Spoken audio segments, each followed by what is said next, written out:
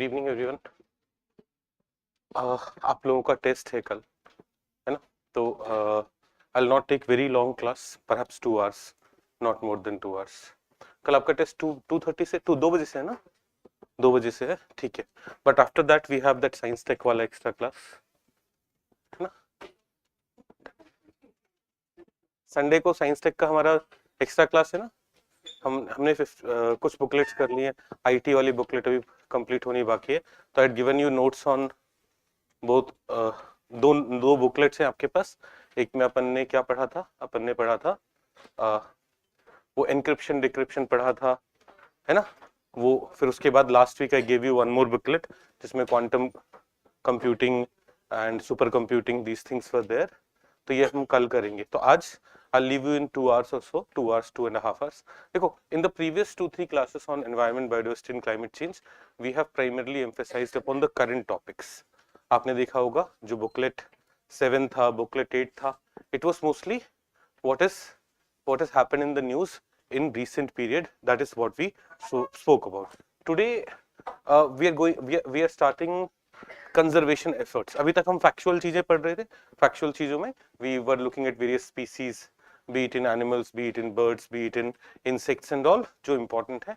अब हम conservation efforts पे आए हैं। कंजर्वेशन एफर्ट्स को will divide in 2 parts. One, international efforts being taken at the level of UN, being taken at the level of intergovernmental organizations. We'll talk about that.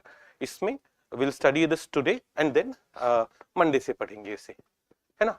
Then उसके बाद we'll go to national efforts of conservation.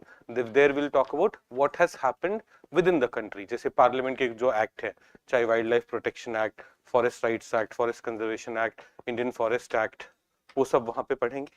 Then under wildlife protection act we have national parks, wildlife sanctuaries, conservation reserves, community reserves, those aspect, और biodiversity act जो देश में जो efforts लिए गए हैं for conservation of biodiversity, that will be conservation efforts का second वाला पार्ट।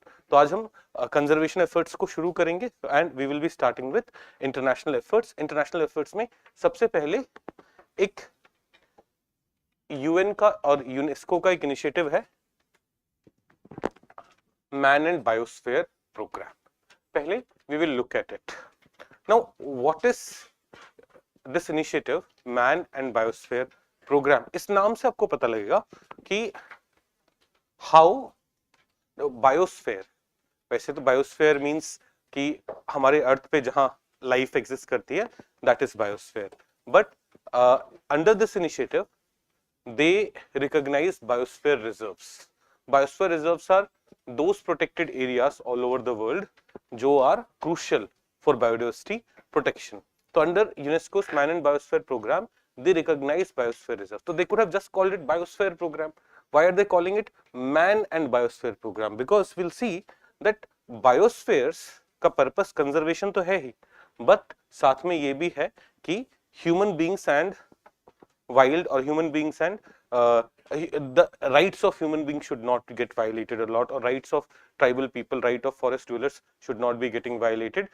वो भी sustainably with this conservation efforts साथ में survive कर पाए, grow कर पाए. That is the idea behind UNESCO's Man and Biosphere Program. तो सबसे पहले UNESCO का ये effort, Man and Biosphere Program is an initiative by UNESCO. UNESCO is one of the UN bodies. You will see what is it. It's an intergovernmental scientific program where the focus is on improving the relationship between people and their environment. And under this initiative, now they implement this. How would we improve relation between humans and environment, conservation and then improving the relation between human and environment? How do they do it? They do it with the help of World Network of Biosphere Reserves. World Network of Biosphere Reserves में they identify, recognize biosphere reserves all over the world. उसको हम जो biosphere reserves के network है उसे हम world network on biosphere reserves बोल रहे हैं। Now when a place is declared biosphere reserve, जैसे इंडिया में government of India has identified 18 biosphere reserves, but 12 of them have been recognized by UNESCO also as part of Man and Biosphere Program. तो वैसे India में 18 biosphere reserves हैं, but UNESCO recognise कितने हैं? 12 है। तो when we'll come to those biosphere reserves, but क्या characteristics होते हैं उन बायोस्फीयर रिजर्व्स के when we declare a area to be biosphere reserve. जैसे we had seen when we declare an area to be tiger reserve, तो that area is dedicated for that area is, कर लो बंद यार. मैं जब यहाँ पे आके सबसे पहले अपना फोन बंद करता हूं तब आपको याद आना चाहिए ना कि हमें भी अपना बंद करना चाहिए है? नहीं होना चाहिए ना, मतलब थोड़ा सा कि अरे सर आके सबसे पहले rather than directly jumping into the class what do I do, I look at my phone. तो मैं अपने फोन स्क्रॉल नहीं कर रहा होता हूँ, मैं बस उसे साइलेंट देख रहा होता हूँ कि वो साइलेंट पे है या नहीं. प्लीज क्लास को डिस्टर्ब नहीं करेंगे. हाँ, कमिंग बैक टू दिस. तो व्हेन तो we had studied tiger reserves. Tiger reserves में क्या था? टाइगर रिजर्व्स का पर्पस था protecting the areas where tigers are found. उसमें there was core area. Core area में there should not be any interference. Right now interference is happening. Core area में भी villages are there, we know that. But then there was buffer area.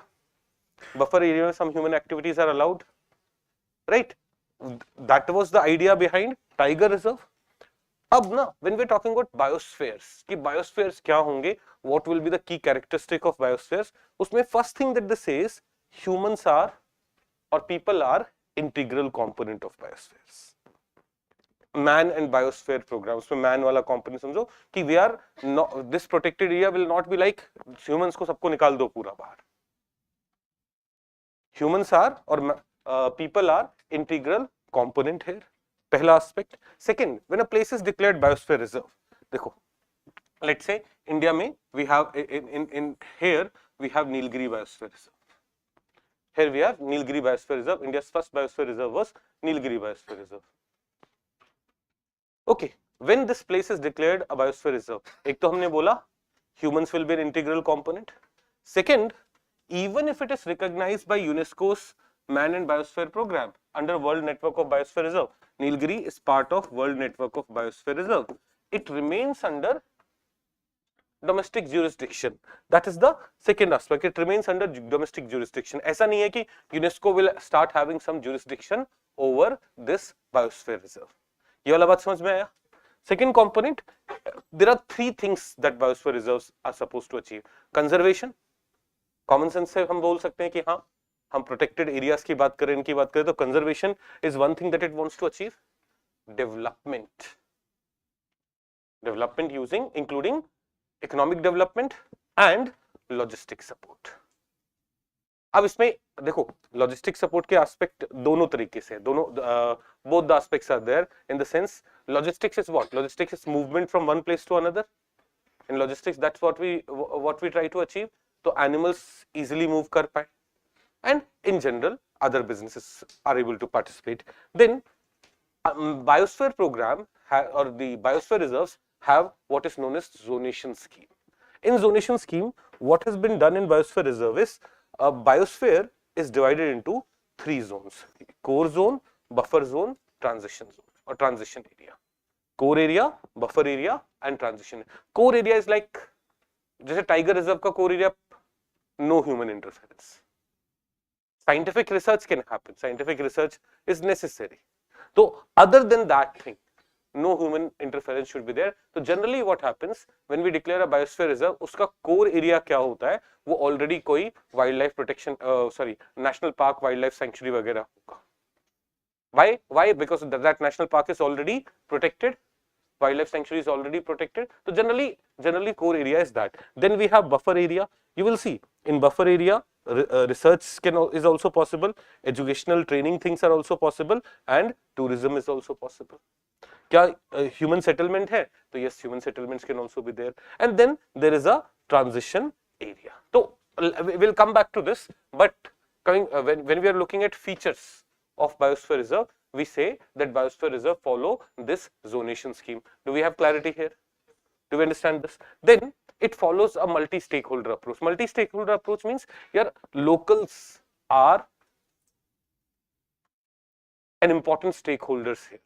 Their traditional knowledge is something that you should be utilizing for conservation purpose. Then you will see integrating cultural and biological biodiversity, especially the role of traditional knowledge in ecosystem, and fostering dialogue for conflict resolution. That is, if there is tension between the forest dwellers and forest department, or if there is tension between other such groups, how those tensions should be resolved in a biosphere reserve. It should be resolved through dialogue. That is another thing that biosphere reserves want to achieve. Right? ये वाली बात समझ में आई? तो now what did we say? Biosphere reserves will be one biosphere reserve will have what? A core area zonation scheme के अंदर, a buffer area and then transition zone. अगर आप core area देखोगे, core area is generally the strict nature reserves and wilderness portions are designated as core area. It should be kept absolutely undisturbed or minimally disturbed. No destructive research and low non-destructive research and low impact uses can be allowed here. तो क्या function है core area का? Core area का conservation function है. समझ में आ रहा है? Easily याद रखने की जरूरत नहीं है. A range of ecosystem services like carbon sequestration, soil stabilization, supply of clean water, air. क्या core area would be doing all these things? Yes. Scientific research and monitoring, है ना? Buffer zone का फंक्शन क्या है? What is buffer zone supposed to do? देखो, एक तो buffer zone का buffering वाला फंक्शन होता है. Buffering वाला function like core area should be provided a buffer zone so that core area is not directly impacted by human activities. There is a buffer. So it has this buffering function. But please understand, even in buffer area, which is part of biosphere reserve, will conservation activities happen? Right? तो इसका खुद का standalone functions है which include anthropogenic protection, biological protection and cultural diversity का protection. They can also have important connectivity function. What connectivity function? They connect biodiversity components within the core area with those of transition areas. Human activities, if natural, will be allowed in the buffer area of a biosphere reserve. Core area में human activities will not be allowed other than the research thing, but in buffer area that will be allowed. And then we have transition zone, outermost part of the biosphere reserve. It has central function in sustainable development, which may contain variety of agricultural activities. Sustainable development, क्या biosphere reserves में sustainable development is one of the key things that it wants to achieve. So the central function in sustainable development or developmental function of a biosphere reserve में central role किसका है? Transition area का. So here you will see agricultural activities, settlements and other uses in which local communities, management agencies, scientific and non-governmental organizations, cultural groups, economic interest, other stakeholders, they will all work together for sustainable development in the area. And generally this area is not delimited. Delimited in the sense it is not marked कि यहीं तक transition area है. Okay, so we have core area, we have buffer area, we have transition area. In a biosphere reserve, this is the scenario. Now, how is a biosphere reserve designated? हमने tiger reserve पढ़ा था. So how was tiger reserve designated? State government applied to NTCA. NTCA gave recommendation to Ministry of Environment, Forest and Climate Change. Ministry of Environment, Forest and Climate Change will do what? Will approve it, and notification then is done by the state government. ये अपना system था tiger reserves को. अब tiger reserves are recognised under wildlife protection act, central government कर रहा है, but under man and biosphere programme UN recognise कर रहा है किसे? एक बायोस्फीयर रिजर्व को. तो how is a biosphere reserve introduced under the world network of biosphere reserve और introduced in the list of UNESCO recognised biosphere reserve? तो सबसे पहले स्टेट्स, यहाँ पे by states we mean the member countries. They will through National Man and Biosphere Committee. So within these countries will have this Man and Biosphere Committee. Through these committees, they will forward nomination with supporting document, proof, etc. to under Article 4 to the UNESCO. So Secretariat will verify the content and support documents. And if the Secretariat finds that something is missing, they'll ask for more proof, etc. After this, what happens is Secretariat, after verifying all these things, will give the things to Advisory Committee of Biosphere Reserves, and this Advisory Committee of Biosphere Reserves will eventually give the matter to ICC, International Coordinating Council. तो UNESCO के अंदर एक International Coordinating Council है which takes the decision on the nomination for designation. International Coordination Council will take the final decision whether this new biosphere reserve should be recognized or not. After if international ICC approves it, then the Director General of UNESCO notifies that ये एक नया biosphere reserve बन गया. Like last year, 12 new biosphere reserves were created all over the world. India में नहीं, India में there was no biosphere reserve recognized last year, but 12 नए biosphere reserve पूरी दुनिया में रिकॉग्नाइज हुए थे. तो what is the process? This is the process. India में लास्ट बायोस्फीयर रिजर्व और last biosphere reserve which was included under UNESCO's Man and Biosphere Program was पन्ना. हम पढ़ेंगे, अभी हम इंडिया के बायोस्फीयर रिजर्व्स पे जाते हैं. बट कैसे बनता है biosphere reserve? States will give और member countries will be giving the details. वहां पे secretariat will look at the data. It will verify that all the documents, everything, every proof is valid, is given. Then the matter will be considered by Advisory Committee of Biosphere Reserve, which will be giving recommendation to ICC. It is ICC. ICC का full form देखिए. It is International Coordinating Council of Man and Biosphere Program of UNESCO. तो UNESCO के man and biosphere programme का जो international coordinating council है, it will be taking the decision whether it should be included or not. And ये notify कौन करता है? Director General of UNESCO notifies the state concerned of the decision of the ICC. क्या ये समझ में आ गया? Okay. Then what is the relation between biosphere reserve and existing protected areas? जैसे हम नीलगिरी बायोस्फीयर रिजर्व में जाएंगे, तो here we said कि this is Nilgiri biosphere reserve, but यहाँ पे we have Nagarhole national park, यहाँ पे we have Bandipur national park, यहाँ पे वी हैव वायनाड, यहाँ पे वी हैव मधुमलई, या आप नीचे आओगे तो साइलेंट वैली. तो these national park, wildlife sanctuaries, tiger reserves, they तो have been recognised under wildlife protection act. वो तो नेशनल रिकॉग्निशन है. Whereas man and biosphere programme के अंदर एक बायोस्फीयर रिजर्व यूनेस्को रिकॉग्नाइज कर रहा है. तो what is the relation between the biosphere reserves and the existing protected areas? What is the relation between biosphere reserve and existing protected areas? तो biosphere reserves don't replace other protected areas. वो protected area जो national park है, जो wildlife sanctuary है, it will remain a national park, wildlife sanctuary. ऐसा नहीं है कि when a place is declared Nilgiri biosphere reserve, so now it's a biosphere reserve, it will not have any protected area or wildlife sanctuaries. No, it doesn't do that. Existing protected areas can become part of BR without any change in their legal status. So we have seen, we already have tiger reserves within biosphere reserves, we already have national park, we already have wildlife sanctuaries which are part of biosphere reserves only because it's allowed. Inclusion of such protected area in biosphere reserve will also enhance the national value. It doesn't mean that BR are to be established only around national parks. That's also very important. Biosphere reserve need not be established only around existing protected areas. Protected areas can be part of it, but even if protected areas are not part of it, even there you can declare a biosphere reserve. But there is some difference. जैसे biosphere reserve focus on overall biodiversity rather than some specific flagship species. Whereas कई बार हमने देखा है कि in wildlife sanctuary, in national park, what happens? There are flagship species. Biosphere reserves में flagship species वाला concept नहीं होगा. It will be focused on overall biodiversity, more comprehensive. Then increases broad basing of stakeholders. That is local people's participation, their training. There is more focus when compared to what happens in national park, wildlife sanctuaries, and they are internationally recognized. Biosphere reserves have international recognition, which is not the case with the आपका domestic जो mechanisms है protection, चाहे national park हो, wildlife sanctuaries हो. In this way, biosphere reserves and national parks are different also. So there are 8 biosphere reserves in India. There is there are 18 biosphere reserves in India. Of the 18, these 18 biosphere reserves have been created under a scheme called Biosphere Reserve.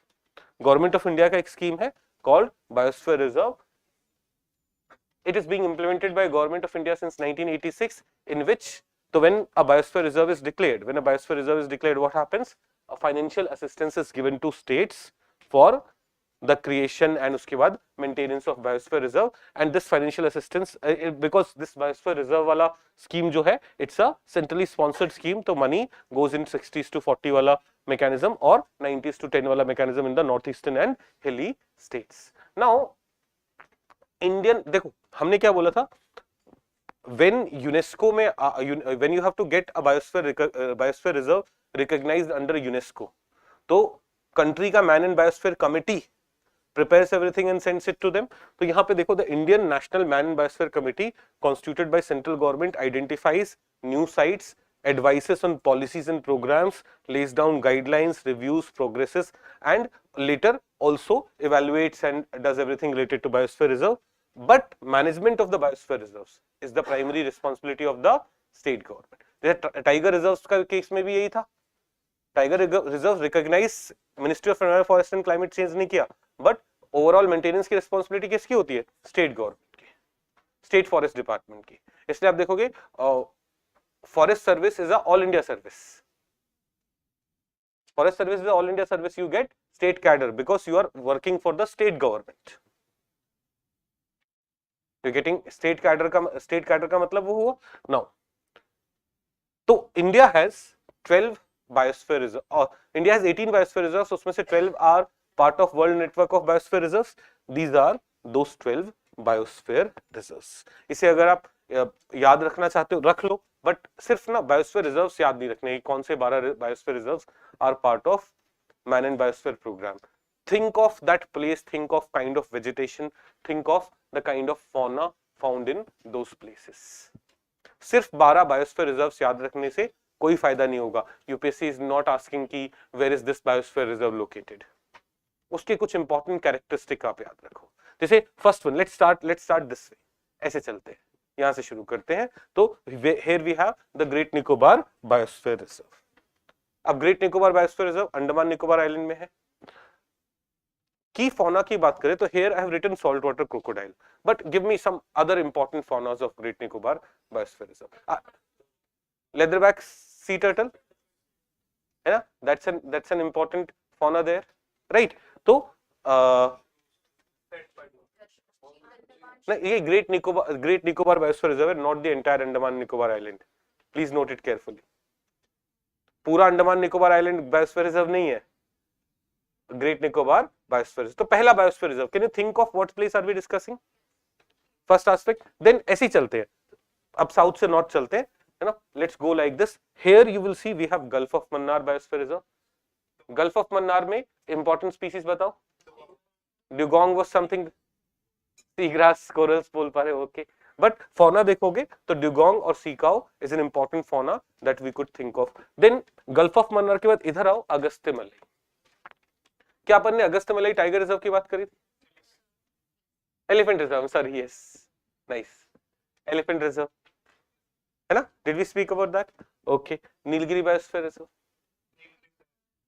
Nilgiri biosphere reserve में तो tiger, Nilgiri biosphere reserve will have tigers, will have Nilgiri tahr, will have lion tailed macaque, ये सब Western Ghats वाला component होगा, all those things. तो think अभी 4 biosphere reserves that we can think of which are also part of man and biosphere programme. कौन से? Great Nicobar, gulf of Mannar, Agasthyamalai and Nilgiri. Nilgiri biosphere reserve was the first biosphere reserve of India, but उस order को जानने की जरूरत नहीं है। अब हमें ये 12 बायोस्फीयर रिजर्व याद रखने, तो हमें एक like whenever someone ask you think और कि मुझे लिस्ट करो 12 biosphere reserve, do it in sequence so that आप हैफेजर्डली नहीं बोल रहे हो। तो will start with Great Nicobar biosphere reserve, we come to Gulf of Mannar, Agasthyamalai and Nilgiri. Okay, now यहाँ पे Seshachalam, but Seshachalam is not part of world network of biosphere reserve, इसलिए हम यहाँ पे शेषाचलम अभी के लिए नहीं पढ़ेंगे। देखो, Great Nicobar, gulf of Mannar, Agasthyamalai, Nilgiri, क्या ये चारों क्लियर है हम सबको? ओके, देन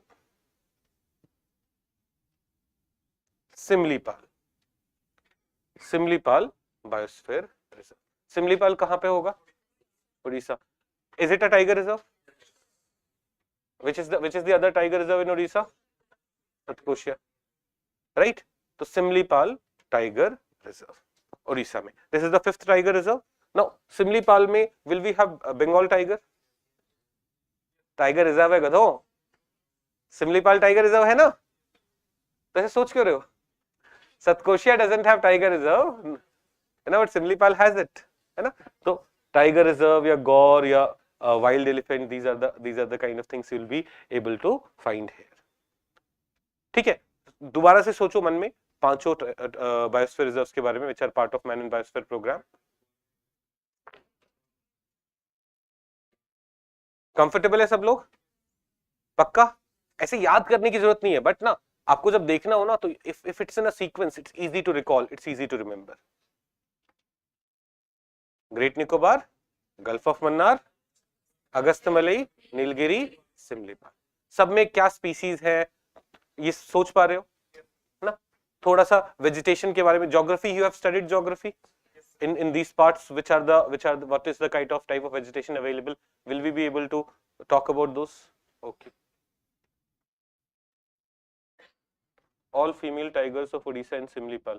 बेटा अब all tigers are in Simlipal बच्चा.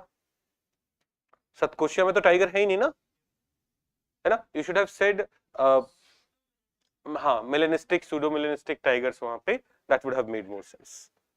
Okay, otherwise तो मेल फीमेल सब वही है. सतकोशिया में तो है ही नहीं ना कोई भी. Okay, let's come back.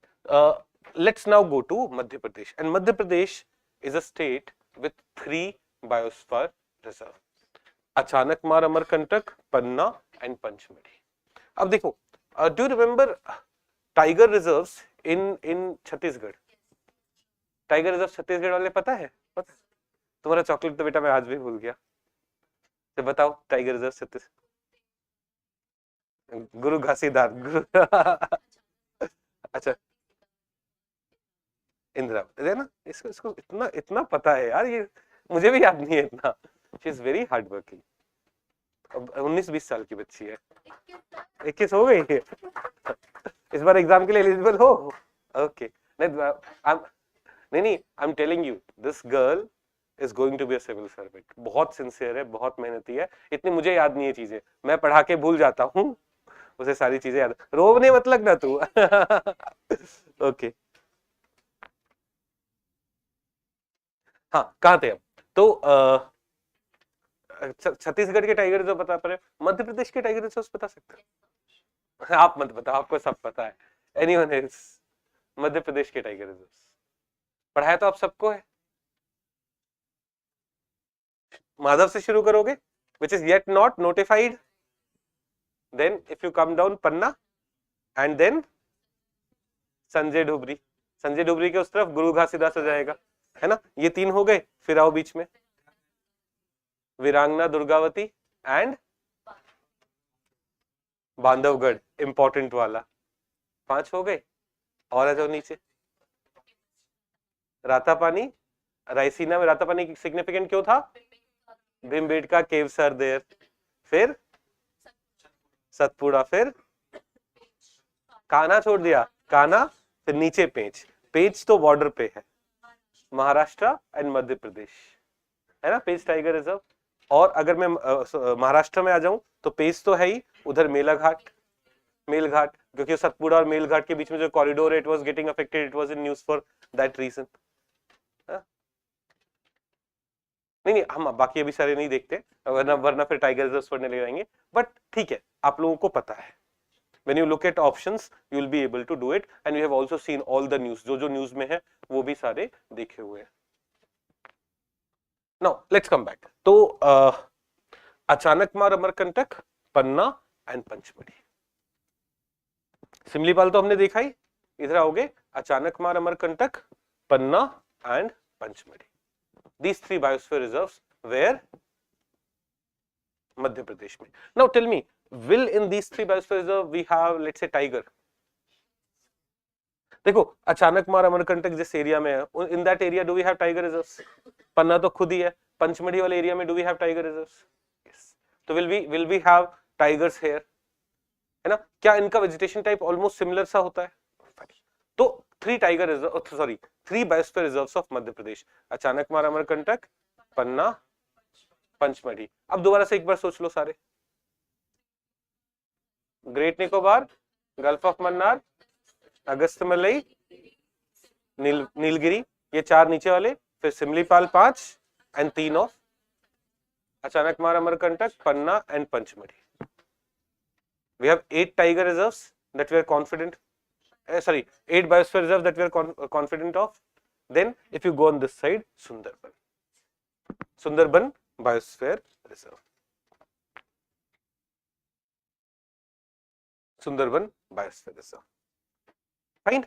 No, but Sundarban में भी Royal Bengal tiger and all, you can talk about that. Now if you go to Northeast India plus Sikkim, Sikkim को भी एक टाइम के लिए नॉर्थ ईस्ट इंडिया में डाल दो. ऐसे हम नॉर्थ ईस्ट इंडिया में 7 बोलते हैं, +1 भी डाल लो 8 बोलते हैं, राइट. तो there we have two biosphere reserves which are part of WNBR, World Network of Biosphere Reserve, which are recognized by UNESCO, which are those Nokrek Biosphere Reserve. Nokrek कहाँ है? Meghalaya. And elephant, tiger, marble cat, hoolock gibbon, gaur, Chinese pangolin, क्या ये सारे नाम आप सोच रहे हो? Are you able to understand these names now properly? पक्का? तो these are Nokrek biosphere reserve in Meghalaya, and then we have Kanchenjunga National, or you have Biosphere Reserve, I should have written Kanchenjunga Biosphere Reserve, where in Sikkim.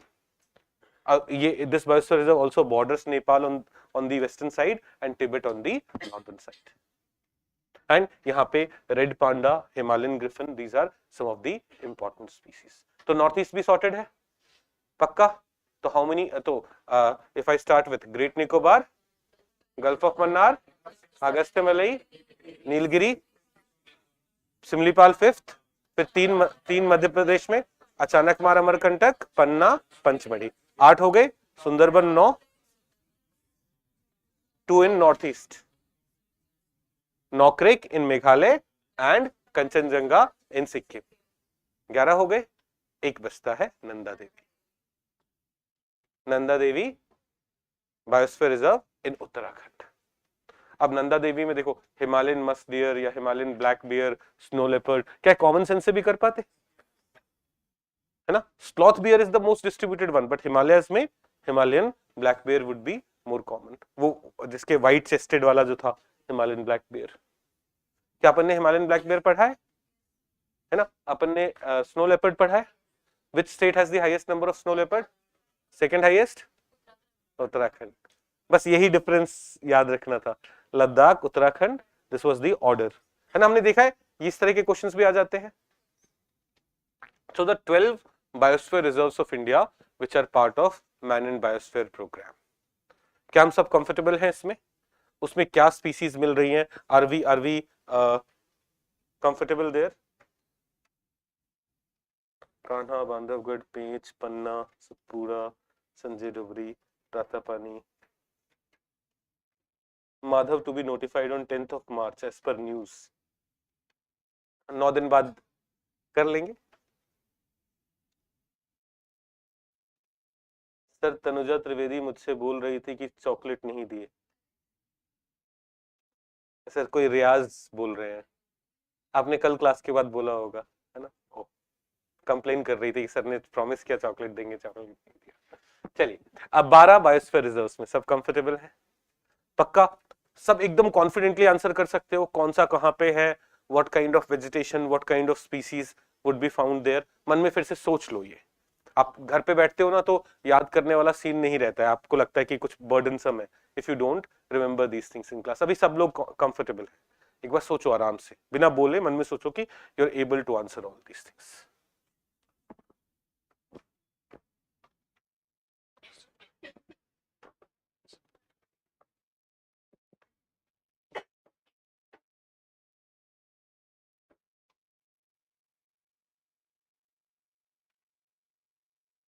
हाँ, मुझे तो याद है. ऐसा नहीं हो ना कि तनुजा त्रिवेदी को आता है और अच्छा, इनका असली नाम भी तनुजा त्रिवेदी नहीं है, हमने रख दिया है बस. ऐसे नाम क्या है आपका? तनुश्री, है ना? बस Tanuja Trivedi more suitable, TT, है ना? चलिए, आर वी कंफर्टेबल? क्या हमें 12 बायोस्फीयर रिजर्व्स याद है सबको? पक्का? इजी है, इतना डिफिकल्ट नहीं है ना? Now there are 6 more biosphere reserves जो इंडिया ने तो रिकॉग्नाइज किया है, but it has not yet been recognized by UNESCO. Let us look at those 6 biosphere reserves. और वो भी ज्यादा difficult नहीं. If I take you back to the map,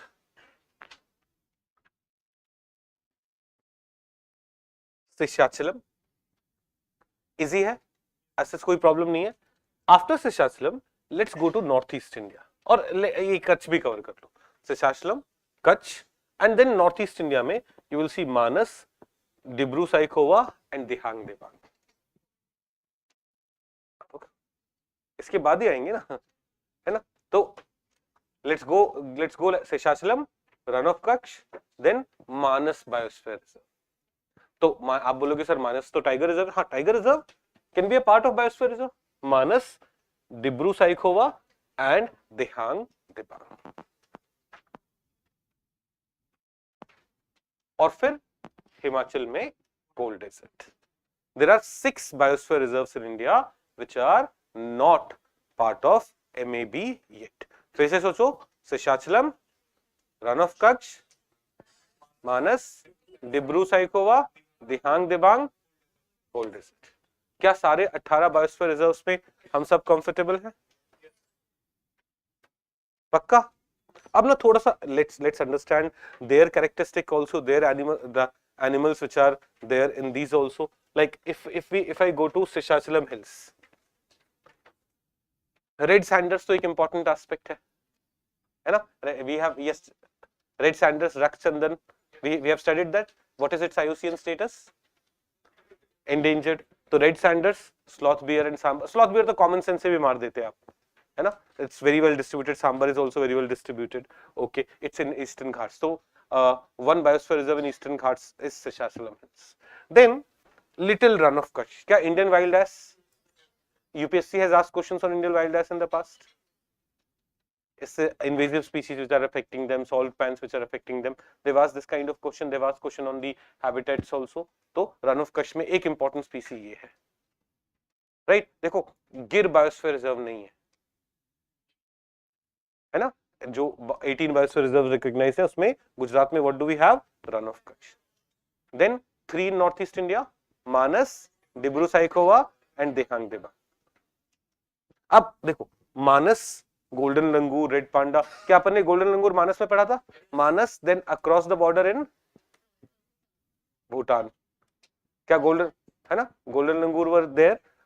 red panda, is red panda also found in this region, north east India, है ना। Is red panda from the bear family? No, इसकी family में अकेला है, it's not the bear family. Bear family में दूसरा वाला panda है, not the red panda, right. ये बार बार आप रिवाइज भी कर पा रहे हो। ओके, ईस्टर्न हिमालयस हो गया।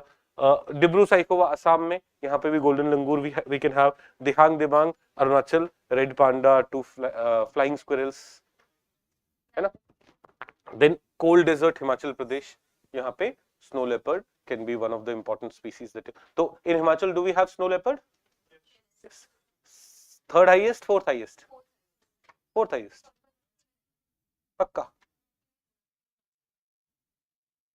कुछ भी मेरे पे डाल दो इल्जाम, देखो मुझे कंफर्म करो, है ना। I think third highest number of snow leopards are in Himachal. एक बार फिर भी वेरीफाई कर लो, सेकंड बुकलेट में होगा, सेकंड या थर्ड बुकलेट में, जहां स्नो लेपर्ड पढ़ा है अपन ने।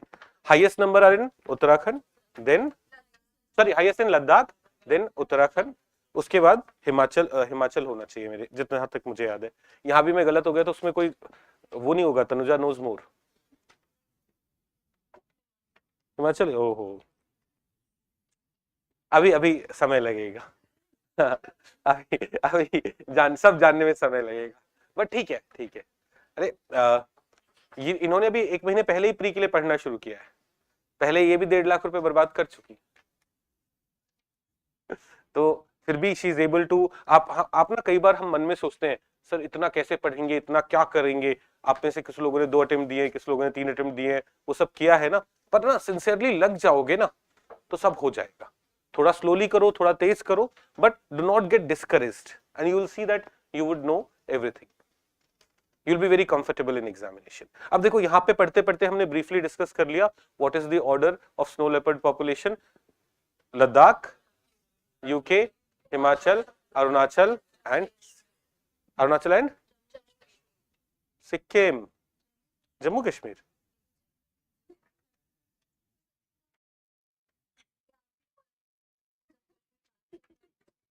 लद्दाख, जम्मू कश्मीर पास। तो पीपा रखा है तुम लोगों ने, है कहाँ? सपनों में क्या देख रहे हो? है? क्या देख रहे हो इस वजह से?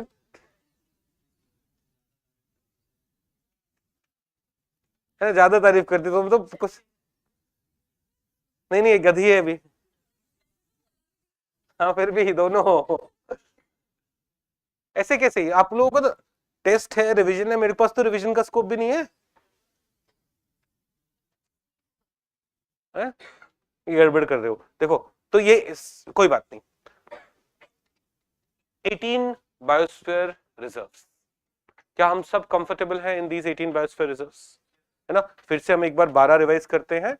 Run of sorry great Nicobar, gulf of Mannar, Agasthyamalai, Nilgiri, Similipal, Achanakmar Amarkantak, Panna, Pachmarhi, Sundarban, Nokrek and Kanchenjunga, and finally Nanda Devi. ये 12 recognized by UNESCO. Then there are 6 which are not recognized. So Seshachalam is one. Then little run of Kutch. फिर 3 in northeast India, Manas, Dibru Saikova, Dihang Dibang, and cold desert in Himachal Pradesh.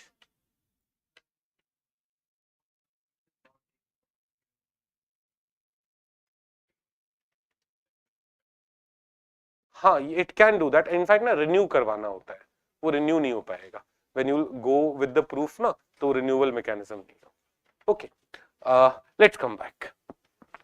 कुछ biosphere reserves के बारे में पढ़ लेते हैं।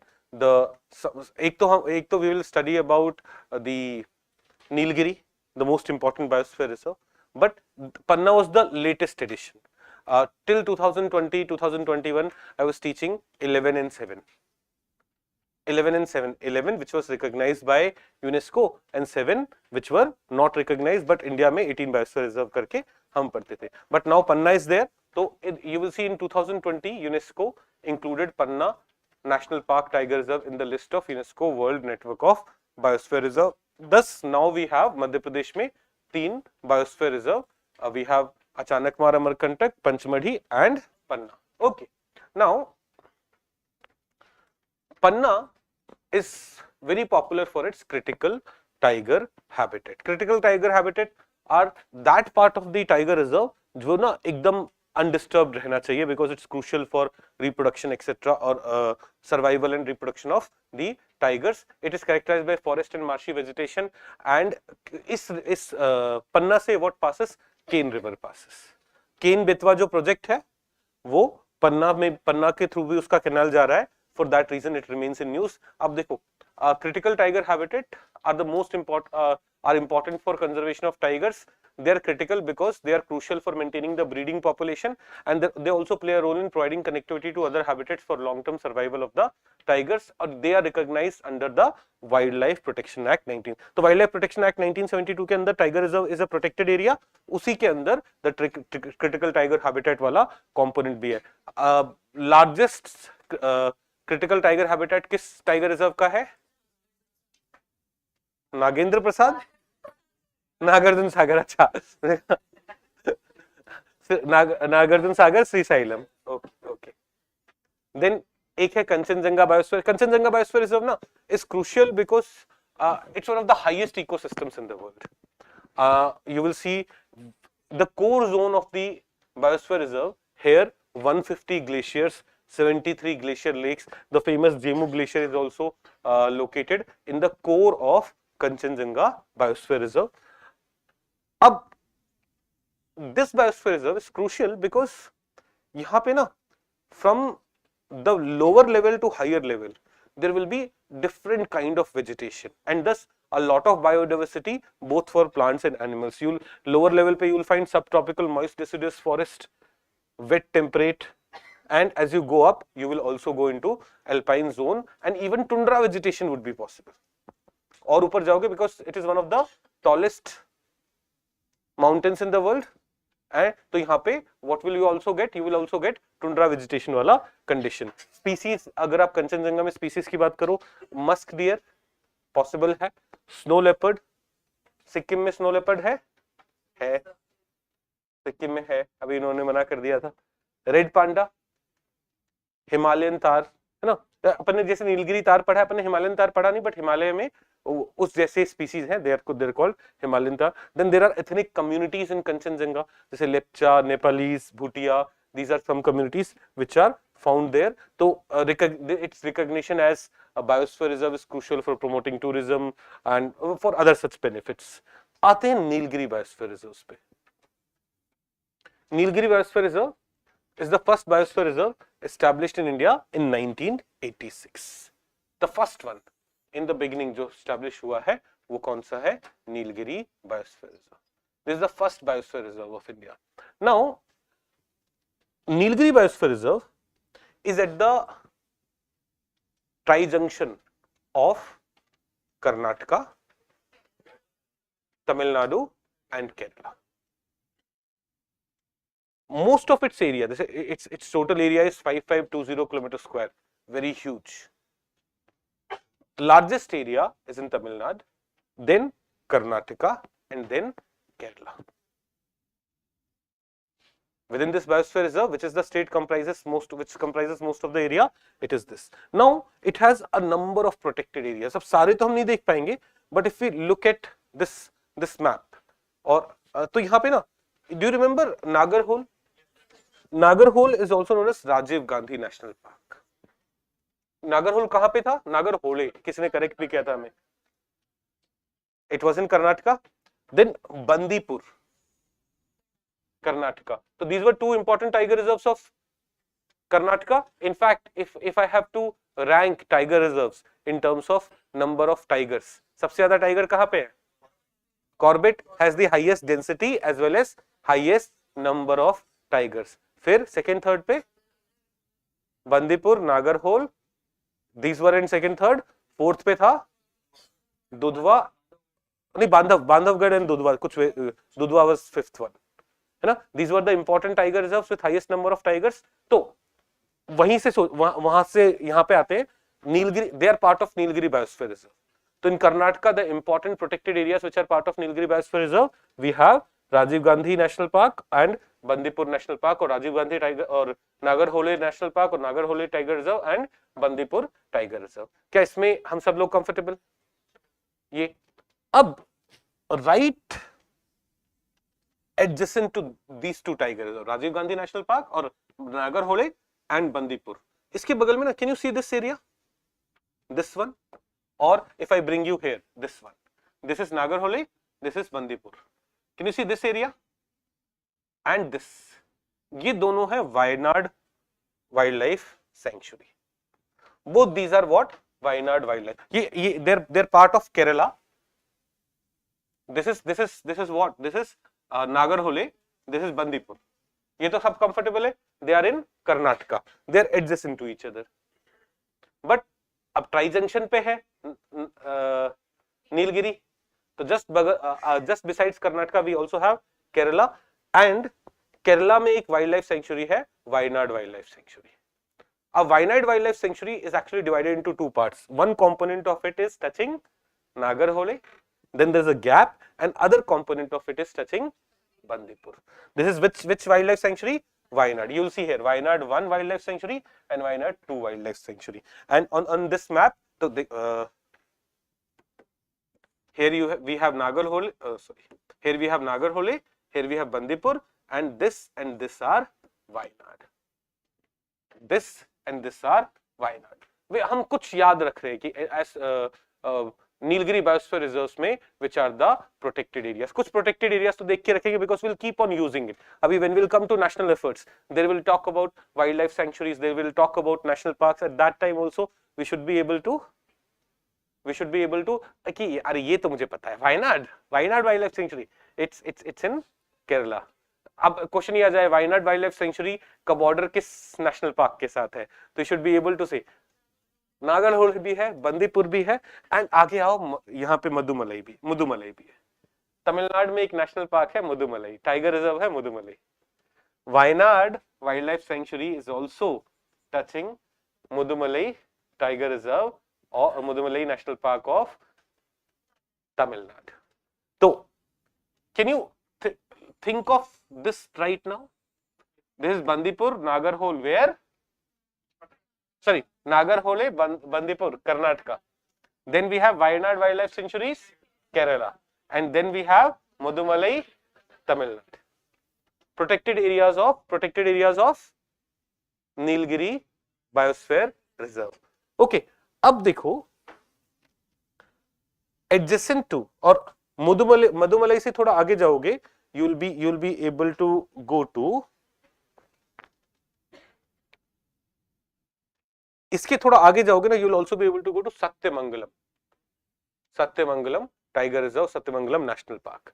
And then तो नीचे की तरफ आओ, you will see Mukurthi national park, silent valley national park. You see here Mukurthi national park, silent. अभी Mukurthi national park, silent valley national park हमने पढ़ा नहीं है.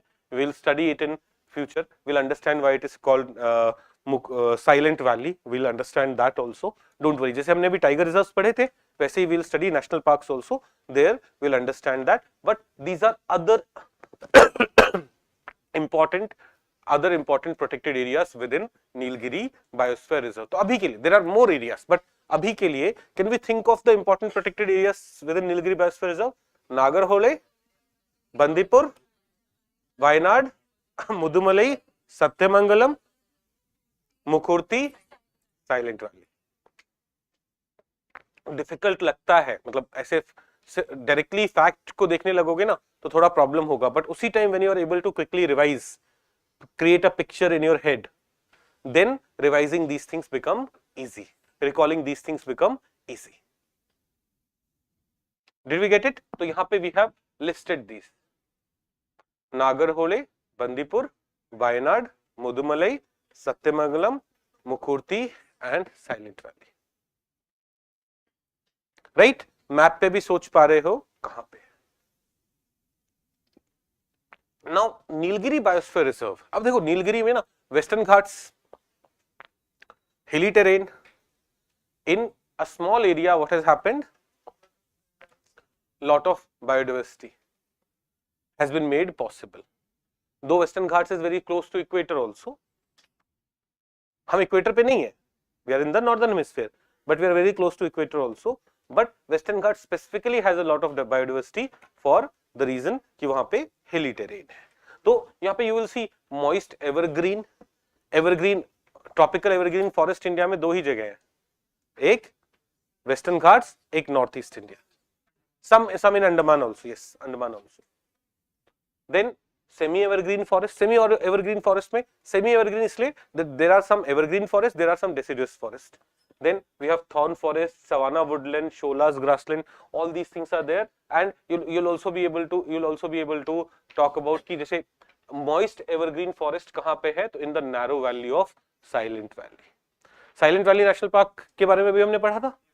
साइलेंट वैली नेशनल पार्क के कोर में there is silent valley national park का core जो area होगा, that area is kind of undisturbed by humans, and therefore when you go to that area आपको ना वो जंगल की एकदम क्लियर आवाज सुनाई देगी,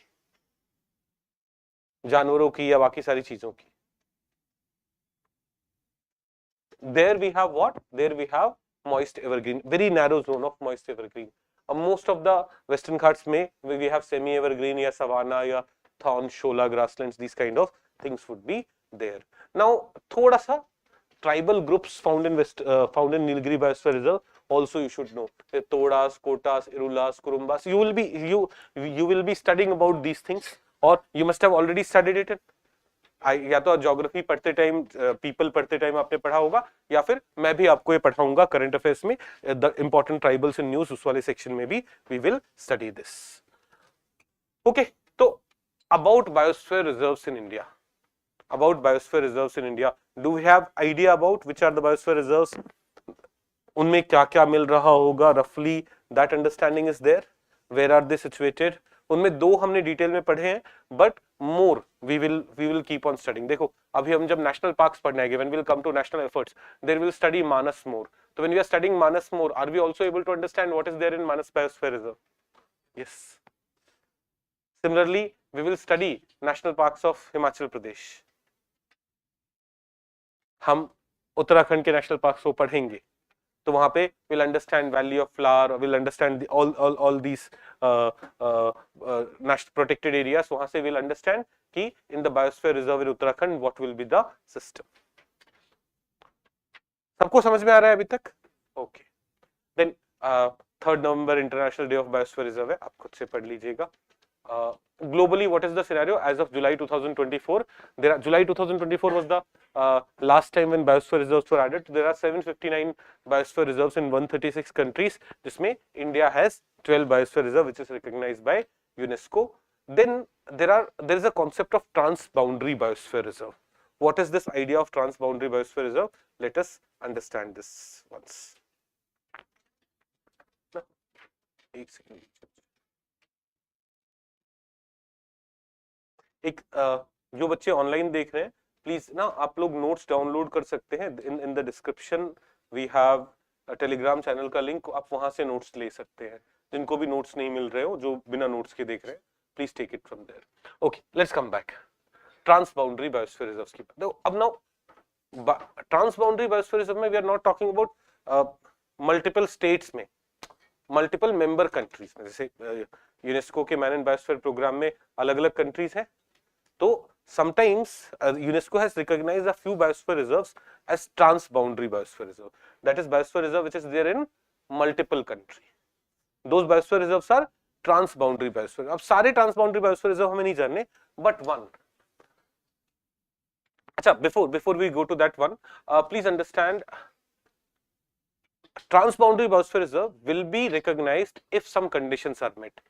One, there should be a political agreement between the states concerned already, कि they are agreeing कि this biosphere reserve will be protected together, and a common zoning that promotes the specialization of conservation and developmental issues. That is, transboundary biosphere reserve में this should not happen. You have a separate core zone, buffer zone, then the other country has a separate core zone, buffer zone. No, the common zoning thing should be there, and identification of local and national partners and establishment. That is, which are the institutions which will be working towards the protection, etc. Those should be identified. Only then UNESCO will recognize transboundary biosphere reserves. And एक जो famous transboundary biosphere reserve है, वो है Mura Drava Danube transboundary biosphere reserve, because it is the first biosphere reserve जो which is located in 5 countries. So it is first biosphere reserve. It is the first biosphere reserve जो कि 5 अलग countries में. तो this is a transboundary biosphere reserve which is found in or which is part of 5 different countries. In fact, ये जो नाम है ना, Mura, Drava, Danube, these are names of 3 rivers. ये देखो Drava river है, ये Mura river है, मिलके Drava ही रहता है, and Drava meets Danube. तो ये जो पूरा रिवर सिस्टम पे जो बायोडाइवर्सिटी है ना, उसको प्रोटेक्ट करने के लिए we have this transboundary biosphere reserve. Now, in which countries this is there? So, if I bring you here, they are talking about this part of the world. ये Hungary, Croatia, Serbia. If I we'll come to that. If you'll see here, ये जो Drava river है, ये Slovenia में flow कर रहा है. ये मूरा रिवर है, ये ऑस्ट्रिया में है. तो we have Austria, Slovenia, Hungary, Serbia and एक क्रोएशिया वाला कंपोनेंट. तो if I bring you here, Croatia, Slovenia, Austria, Hungary and Serbia, ये पांच कंट्रीज है. Austria, Hungary, Serbia, Slovenia, Croatia. World first 5 country transboundary biosphere reserve. इससे पहले UNESCO had not recognised a 5 country transboundary biosphere reserve. अब in 2021 में था ये, but 2021 में it was very very important, but even today this biosphere reserve is so crucial कि मैं इसे अभी नोट से नहीं हटा रहा हूँ. I have kept it because I want कि एक biosphere reserve which is what transboundary we should be knowing about them. Okay, now this biosphere reserve, you will see it is the Central Europe's largest near natural free flowing river system. Free flowing means यहाँ बीच में there is no dam, no barrage, nothing like that, and therefore this place is also called the Amazon of Europe. यहाँ पे जो biodiversity है और जो undisturbed location areas है, Austria, Slovenia, Croatia, Hungary and Serbia. It's home to floodplain forests, gravel, sandbanks. It is home to continental Europe's highest density of breeding white-tailed eagle. White-tailed eagle is an endangered species, and the largest population of white-tailed eagle is this biosphere reserve. You would see its total area is around 1 million hectare and is also called Amazon of Europe. कुछ और चीजें, कुछ और factual aspects about them that we should be knowing. Okay, so this was about biosphere reserves. हमने India के सारे biosphere reserve देख लिए, and we have also seen the one transboundary biosphere reserve. अब ना आई आल्सो वांटेड, जैसे मैं कि जो भी रिसेंटली बायोस्फीयर रिजर्व डिक्लेयर हुए ना 12, वो लिस्ट कर दूं, but then I felt like it will be waste of time. अभी तक यूपीएससी ने एक भी क्वेश्चन नहीं पूछा है वैसे, है ना. In the past also biosphere reserves have been listed and I have never taught it. तो फिर मैंने I have not listed, I have removed them. Just उसके बाद unless they are very crucial, very important, उस पे कुछ news आएगी, we'll do it. Otherwise listing those 12 biosphere reserves which were included in 2024 and not in India, anywhere else, उसका ज्यादा मतलब नहीं होता, and that's why I have not included them. Now हमने यूनेस्को का एक इनिशिएटिव देखा, man in biosphere programme, which helps us in biodiversity conservation. Does it help us in biodiversity conservation? We can, उसमें बायोस्फीयर रिजर्व बन रहे हैं, biosphere reserve biodiversity conservation में crucial role play कर रहा है. Now will come to UNESCO का एक और इनिशिएटिव है वर्ल्ड हेरिटेज कन्वेंशन. ना वर्ल्ड हेरिटेज कन्वेंशन का प्राइमरी पर्पस बायोडाइवर्सिटी प्रोटेक्शन नहीं है, कहीं दूर दूर तक नहीं. इसका पर्पस क्या है? Heritage protection. पर जब ये हेरिटेज प्रोटेक्शन की बात करते हैं ना, तो in heritage protection we have cultural heritage as well as we have natural heritage. जैसे Manas is a world heritage site also, it's a natural world heritage site. तो हमारे लिए ये इंपॉर्टेंट नहीं है अभी. Like in this class we do not have to worry about the cultural heritage site, we will worry about what? Natural world heritage site. But ये मैं international bodies में भी पढ़ाता हूं, I have included it here also.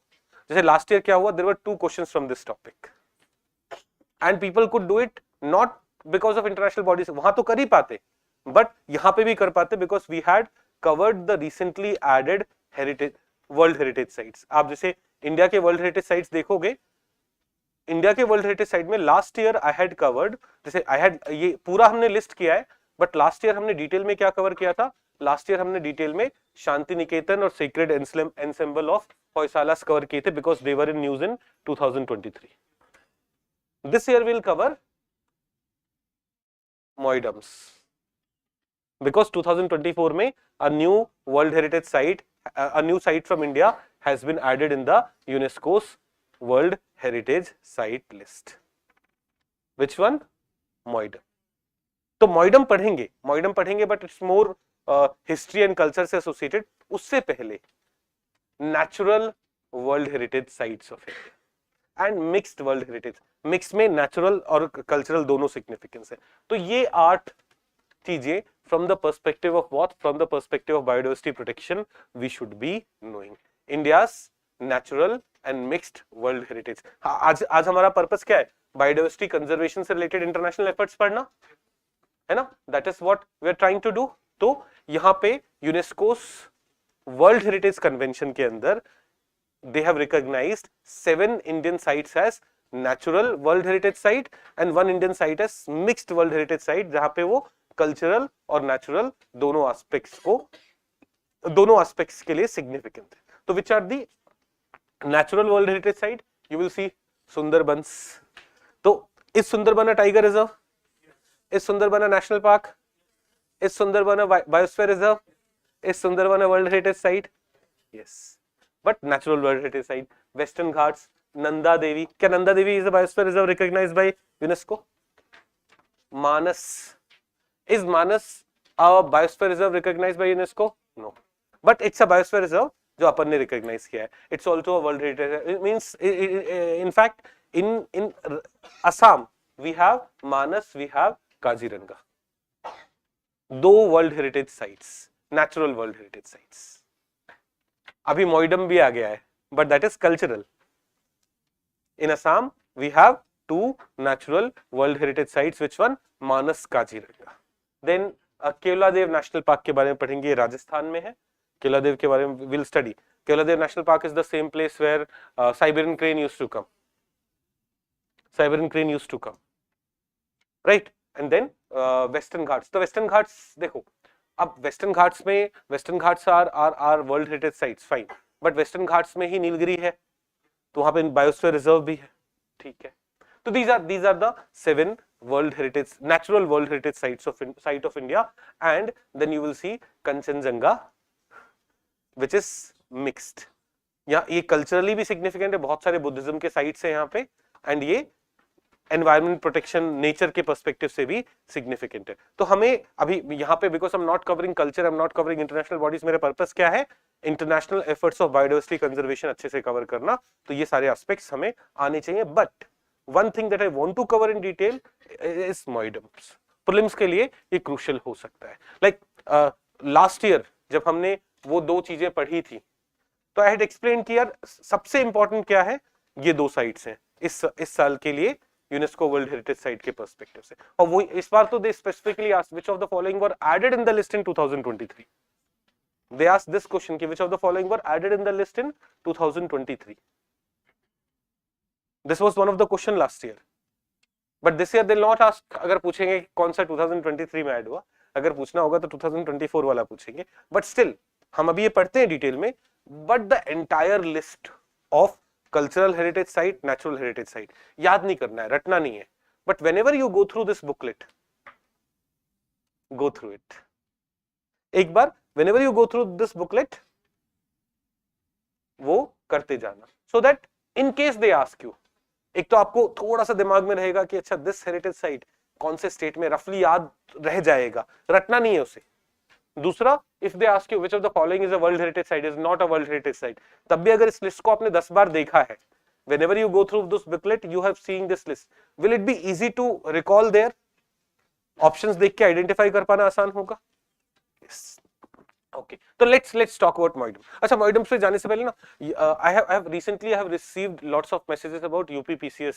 बहुत सारे बच्चों का ना UPPCS प्री क्लियर हो गया है और मैं किसी को रिप्लाई नहीं कर पाया हूँ. And many of them have messaged me regarding कि सर स्ट्रैटेजी क्या होना चाहिए, किसी टॉपर के साथ सेशन करा दो जो UPPCS में क्वालिफाइड है. We'll do both the things. मैं 1-2 दिन के अंदर ही एक हमारे जो स्टूडेंट्स हैं जो UPPCS में ऑलरेडी क्वालिफाइड है उनके साथ सेशन करा दूंगा. Give me 1 or 2 days.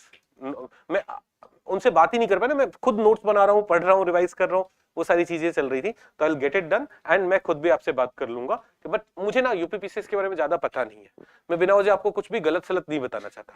मैं आपको ये बता पाऊंगा कि how do we balance UPSC preparation and UPPCS preparation. I have never attended UPPCS का, अटेम्प्टेड यूपीपीसीएस का exam. I have never done any research on it. तो मैं बिना वजह झूठा ज्ञान क्यों दूं जिसके बारे में मुझे पता ही नहीं है. तो I'll ask some of the toppers, I'll ask some of the toppers to come, 1 or 2 of the toppers to come and take a few sessions with you. एक ऑनलाइन ऑफलाइन वैसे सेशंस रख लेंगे so that जितने लोगों का UPPCS qualify हुआ है वो मेंस के लिए प्रिपरेशन कैसे करनी है, how is it different from UPSC preparation, they will help you out there.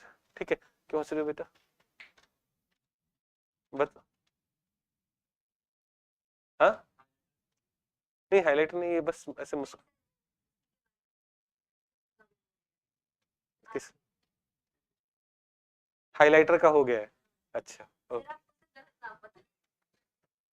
क्या उसका भी गलत नाम? बेटा गलत नाम याद रहता है ना, ऐसे कॉमन से नाम है आपके. अच्छा, उसका नाम निशा है. तो आरती कौन है? तो उसने मुझे आरती ऐसे बोल दिया था. हाँ कि उसका मजाक न उड़ाया जाए. चलो फिर अब उसका नाम ऐसे निशा हाइलाइटर रखेंगे। Okay, let's come to Moidams, let's understand Moidams. Moidams क्या है? देखो, Moidams are burial sites of Ahom kings. पहले क्या होता था? पहले Ahoms used to, the Ahom kings की बॉडी बरी करी जाती थी, तो we had proper burial sites. Later they started cremation. तो क्रिमेशन होने के बाद भी, जैसे आफ्टर क्रिमेशन जो बच जाता है, in our case we go to Ganga river and submerge it there, और क्या बोलते हैं उसे, नहीं वो तो इंग्लिश में what do we call it? नहीं, एशेस को क्या करते हैं, बहा देते नहीं ना। How will you say it in English? ऐसे तो विसर्जन करना हो जाएगा, but what is that called in English? Cremation तो बेटा जलाने को बोलते हैं। नहीं, कोई बात नहीं, तो अपन ये कर देते, इन केस ऑफ अहोम्स, पहले तो Ahoms kings bodies were buried, तो we had these burial sites, these kind of burial sites. Can you see these burial sites? These are moidums. बाद में when they adopted the Hindu practice of cremation, when they adopted, देखो, Hinduism is a very diverse religion, and different parts of the country different practices were followed. जैसे Ahoms, they followed the practice of burial, but when they moved on to cremation, even then जो उनकी अस्थियां बच जाती थी ना, उसके लिए they used to create moidums. तो moidums में we have both the types of moidums. Moidums जहां पे which are burial sites, and moidums where what do we have? We have asthis. Do we get this? Do we understand it? Why would this be done? Because yeah, if you'll come here, these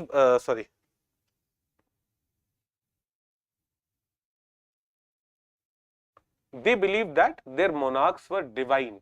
They developed a distinct funerary tradition of constructing moidums for royal burials. तो जो उनके kings हैं, they were divine. It was believed that they were divine, and thus उनके लिए special burial sites were created. Okay, so let's अब these sites have been declared as what? World Heritage Site by UNESCO in July 2024. शुरू से देख लो एक बार. Moidums represent the late medieval mound burial tradition of Tai Ahoms in Assam. It is situated in the foothills of Patkai ranges. क्या अपन ने अभी Patkai terms पढ़ा था? दिहिंग पतकई, पटके नहीं पढ़ा? दिहांग, दिबांग, डिब्रू सॉरी, हाँ पतकई भी नहीं पढ़ा, कोई बात नहीं, पढ़ेंगे, आ जाते हैं. तो it's situated on the foothills of Patkai ranges in the eastern Assam. These burial mounds are considered sacred by the Tai Ahom people. Tai Ahoms, they arrived in Assam in around 13th century, and they established Charai Deo as their first city. And it is this place where we have, it is in this city where we have most of the burials. So this is the site of their royal necropolis. Royal necropolis is what? Burial site. Charai Deo moidums enshrine the mortal remains of Ahom royalty among the objects they cherished. For 600 years, Tai Ahoms constructed moidums or home for spirit using natural elements like hills, forest, and water to create sacred geography. They believed that their monarchs were divine. They developed a distinct funerary practices for them. After 18th century, when they started cremation, उसके बाद जो bones and ashes जो बच जाती हैं, अस्थियां जो बच जाती हैं, उसके लिए they were creating moidums. अस्थियों को हेलिक्स बोल सकते हैं, ठीक है. Do we get this?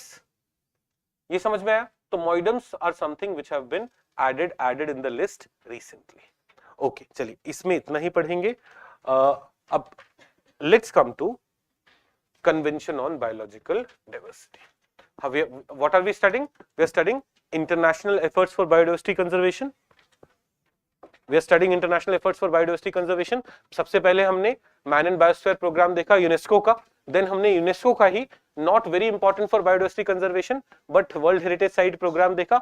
उसमें we have 7 natural and 1 mixed world heritage site. क्या हम 7 natural world heritage sites India के बता पाएंगे? सोच लो. असम में 2 है, Kaziranga Manas, then Sundarban, then Nanda Devi, western Ghats, और दो कौन से हैं, Keoladeo and great Himalayan national park, right. These are the seven natural world heritage site. और मिक्स्ड वाला कौन सा है, कंचनजंगा. तो it's also crucial for natural perspective, क्योंकि वो नेचुरल और कल्चरल दोनों एस्पेक्ट्स के लिए सिग्निफिकेंट है. Let's now come to convention on biological diversity, CBD. 1992 में there was a UN summit held called Earth Summit.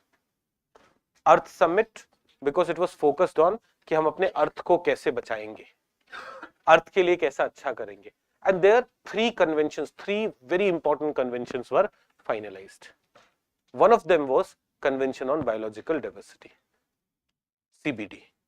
Other two were United Nations Framework Convention on Climate Change, UNFCCC.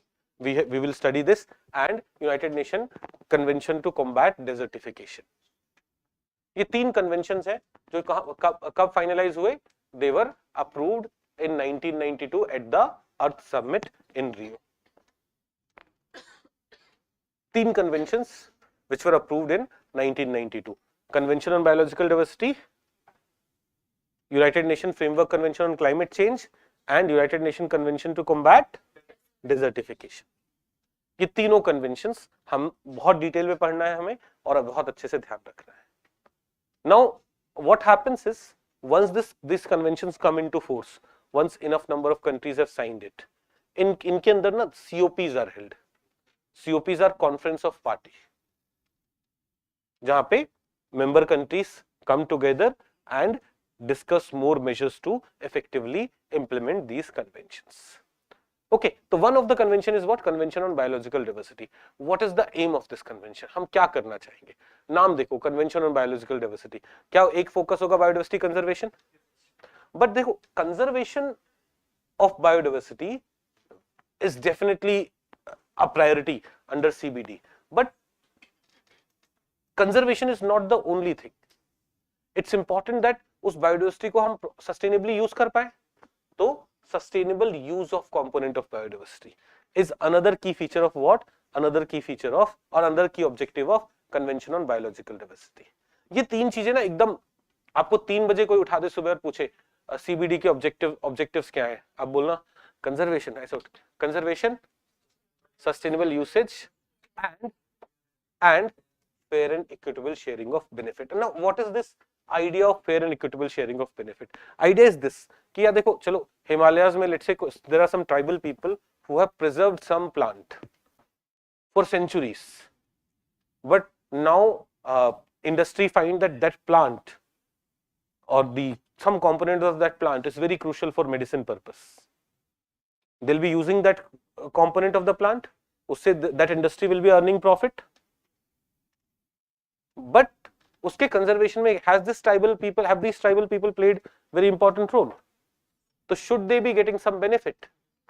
That is the idea of fair and equitable sharing of benefit, कि people who have participated, who have contributed to the protection of biodiversity, उसकी वजह से जो benefits मिल रहे हैं, उसका fair and equitable distribution होना चाहिए.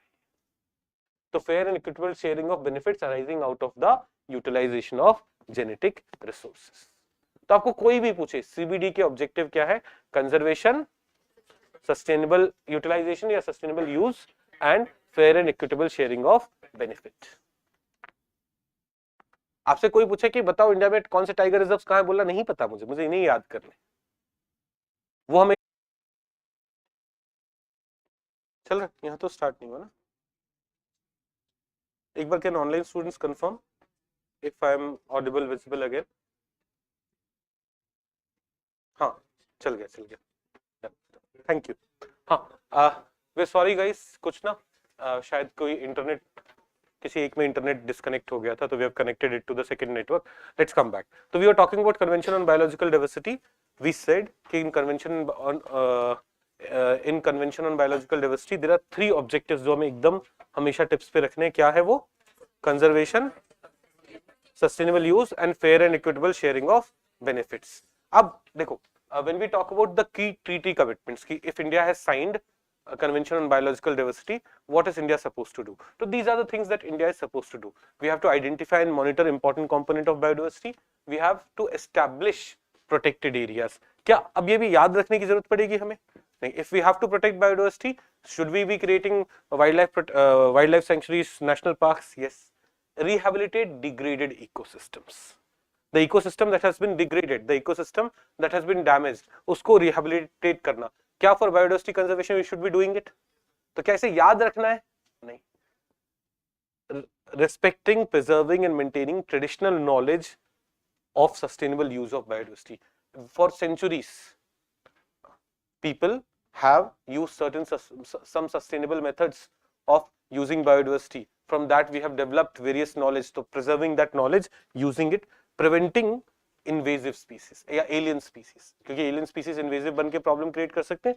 तो preventing introduction, controlling and eradicating alien species, controlling the risk posed by genetically modified organisms, promoting public participation, educating people, basically spreading awareness and reporting on how countries are meeting the biodiversity goals. These are some things which member countries are supposed to do if they have signed CBD. तो क्या ये सब हम वैसे भी इसमें से याद कुछ नहीं रखना है? When we'll get this in option, will we be able to like हाँ ये तो होना चाहिए कमिटमेंट में, ये होना चाहिए, ये नहीं होना चाहिए, right? Awareness generation, yes, it should be there. Dealing with problems caused by GMOs, yes, it should be there. Fighting invasive species, yes, it should be there, right? Now, within this convention, within Convention on Biological Diversity, we have certain agreements or certain protocols. जैसे when we will study, अभी we are talking about CBD. We are talking about Convention on Biological Diversity.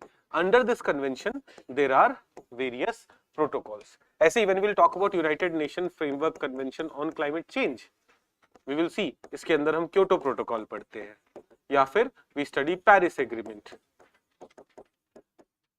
है ना? ऐसे under Convention on Biological Diversity we have some important protocols. The first one is Cartagena Protocol. What is about Cartagena Protocol? देखो Cartagena Protocol, आप term सुनना Cartagena and you should be able to say genetically modified organisms या living modified organisms. Cartagena Protocol is about कि यार living modified organisms may do what? May do damage to environment, preventing that from happening. That is what genetic Cartagena Protocol is about. The first thing that you should like, जो whenever you hear the term Cartagena Protocol, क्या दिमाग में आना चाहिए? GM organisms, living modified organisms. So you will see it aims to ensure safe handling, transport and use of GMOs resulting from modern biotechnology that may have adverse effect on biological diversity, taking also into account risk to human health. तो basically GM crop से चाहे biodiversity को चाहे humans को जो loss हो सकता है उसको स्टडी करते रहना, preventing that loss. It is based on what is known as precautionary principle. You introduce a GM crop and then problem occurs and you are fighting the problem. No. Precautionary principles say that be cautious. Before introducing, you do proper test and all. There is also Cartagena Protocol was the first international regulatory framework on LMOs, on living modified organisms. It was adopted in 2000 and came into force. कोई भी protocol force में आएगा when enough number of countries have signed it. So this protocol was adopted in 2000, but it came into force in 2003. You see, under this protocol, there is an advanced information agreement also. What is this advanced information agreement? Let's say I am importing some seeds from some other country. I should know in advance कि यार these are genetically modified seeds and in their test these problems were found or these good things were found. All that thing should be made available, and there's also a biosafety clearinghouse. Under this biosafety clearinghouse will be used for giving proper information and all. So it is established by the protocol to facilitate the exchange of information on LMOs and to assist countries in the implementation of the protocol. So under CBD एक protocol जो हमने पढ़ा, what is that? Cartagena Protocol. What is it about? Living modified. It's about living modified organisms. क्या सब लोग comfortable है इसमें? First. Second, we have Nagoya Kuala Lumpur Supplementary Protocol. देखो, it is a supplementary protocol. Supplementary protocol to what? Supplementary protocol on liability and redress to the Cartagena protocol on bios. So Cartagena protocol is the main protocol. On that we have a supplementary protocol. What is that called? Nagoya Kuala Lumpur supplementary protocol. What is the idea? Idea is, अगर Cartagena protocol के violation की वजह से if some country faces loss, let's say we import from France something and they didn't tell us कि these are living modified organisms, उसकी वजह से यहाँ पे biodiversity loss हो रहा है, let's say, तो उसके लिए what should be there? Liability, there should be some damage, there should be some fine, there should be some liability. What will, where will that be defined? Where will that be provided for? Under the Nagoya Kuala Lumpur supplementary protocol. ये समझ में आया? तो Cartagena protocol is like precautionary principle on living modified organisms. Nagoya Kuala Lumpur supplementary protocol on Cartagena for what? For liabilities. India has also ratified this in 2014. Then we have Nagoya protocol to CBD. Nagoya protocol is also very crucial. हम Indian courts के judgment सुनेंगे, वहां पे भी they refer to Nagoya protocol. Nagoya protocol is about what? Is about fair and equitable sharing of benefit and access to genetic resources. तो what is this? This is like genetic resources. जैसे suppose some plant is discovered or it is realized that some plant in US उससे medicinal properties है, तो इस US will cannot say that no one is going to access this plant, only US companies will access that plant, or no one is going to access that information, only US companies will access that information. So access to genetic resources, countries which are signatory to CBD and its Nagoya protocol, उसमें एक तो genetic resources should be made accessible to everyone, but at the same time there should be fair and equitable sharing of benefit. उससे जो benefit मिल रहा है, the communities, the country which has protected that species, protected that genetic material, they should be getting what? Fair and equitable sharing of benefit. So what is Nagoya protocol about? Nagoya protocol is about access to genetic resources and fair and equitable sharing of benefit. समझ में आया? नाम से ही will we be able to understand what is this initiative about? What is this protocol about? तो under convention on biological diversity हमने तीन चीजें पढ़ी. Cartagena living modified organisms, Nagoya Kuala Lumpur supplementary protocol for liability and damage. Cartagena protocol का ही supplementary protocol है वो. And then Nagoya किसके लिए? Access to genetic resources and fair and equitable sharing of benefits. तो जब India में supreme court judgement देगा, high court judgement देगा, तो बोलते हैं यार नगोया प्रोटोकॉल के अगेन अकॉर्डिंग बेनिफिट शेयरिंग होना चाहिए. Why are you not sharing benefits with the tribal people? तो नगोया प्रोटोकॉल इसीलिए इंडिया में भी बार बार रेफर होता है, यूज होता है, and that is why we should be very comfortably the moment we hear Nagoya protocol, it's about access to genetic resources and fair and equitable sharing of benefits. Okay.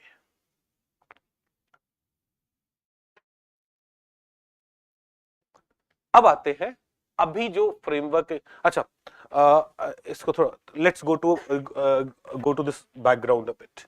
देखो, under CBD we have certain protocols, we have studied those protocols. ऐसे I told you कि under United Nations Framework Convention on Climate Change we had Kyoto Protocol. अब पता है Kyoto Protocol was supposed to be in force till 2020.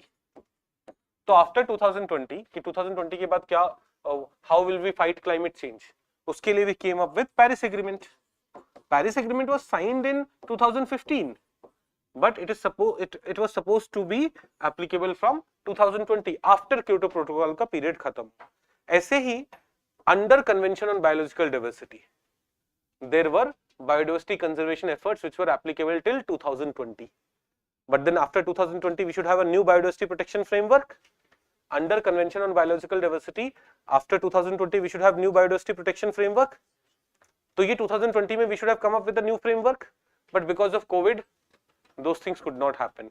We came up with a new framework in 2022 that is called Kunming Montreal biodiversity framework.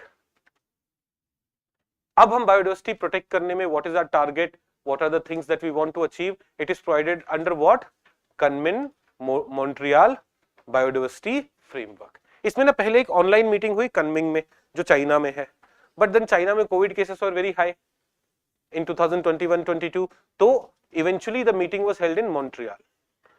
Montreal is in Canada. Physical meeting was held in Canada. It was hosted by China.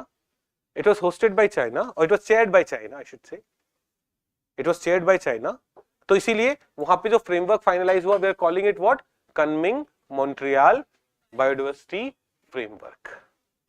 तो यहाँ पे you'll see after multiple delays due to COVID-19, nearly 200 countries at the UN Biodiversity Conference in Montreal sealed a landmark deal, the Kunming Montreal Global Biodiversity Framework, with 4 goals and 23 action-oriented targets. हम समझते हैं, अभी इनके goals and targets को समझेंगे, but when you hear Kunming Montreal framework, you should Kunming Montreal Global Biodiversity Framework पूछा तब तो you will be able to understand किसके बारे में पूछ रहे हैं, but सिर्फ ये पूछते हैं Kunming Montreal Framework is associated with which of the following, 1 2 3 4, है ना, AI को प्रमोट करने के लिए, बायोडाइवर्सिटी को कंजर्व करने के लिए, तो you should be able to understand Kunming Montreal Framework is about how the world is going to work towards biodiversity protection after 2020. अब यहाँ पे after 2022, it has 4 goals. कहाँ गए? It has 4 goals and 23 action-oriented targets. It has 4 goals. अब देखो, आपसे goals पूछे जाए तो 3 things about CBD, 3 objectives of CBD. Fair and equitable sharing of benefit. ये तीन ऑब्जेक्टिव्स हैं, इनके गोल्स में 3 पॉइंट्स रिपीटेडली दिख रहे हैं. You will see the goals will be about conservation, sustainable use and fair and equitable sharing of benefit. They also add one more dimension which is about, यार जो least developed countries है, developing countries है, उनको थोड़े पैसे भी provide करते हैं. They should have resources to implement the framework. They should have resources to implement the framework.